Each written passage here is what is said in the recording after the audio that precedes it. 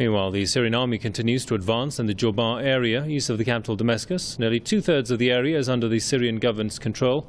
Jobar is one of the strategic districts for the militants, as they've tried several times in the past to use it as a gateway to invade Damascus.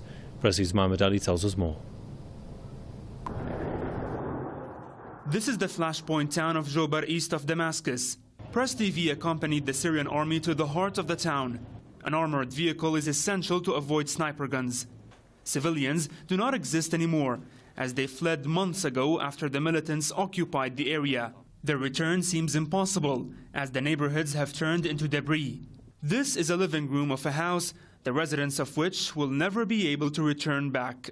The army said the major part of Jobar is now under the Syrian armed forces' control. 70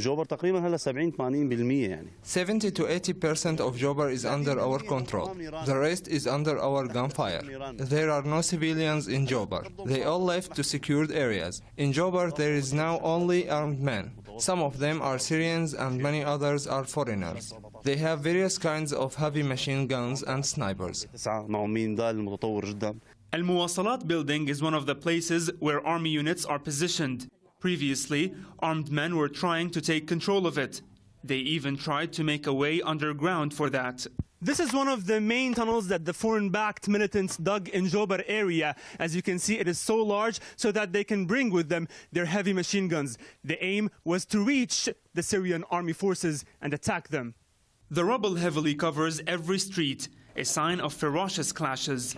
Signs intended to guide the militants are still covering many walls, as the majority are non-Syrians and are not familiar with the area. Some of the barricades they set were also still in place in narrow and tight alleys.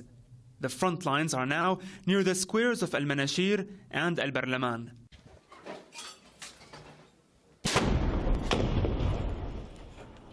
نحن متمركزين بالقسم جوبر.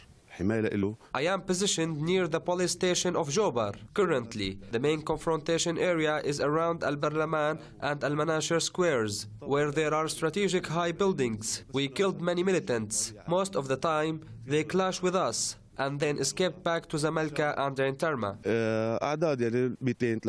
The militants identify themselves and brigades by their signatures on the walls. This is also the sports stadium, which the army regained.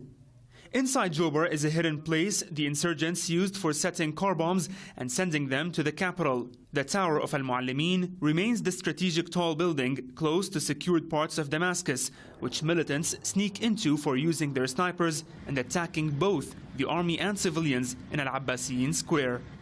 Mohammed Ali, Press TV, Jobar, Damascus.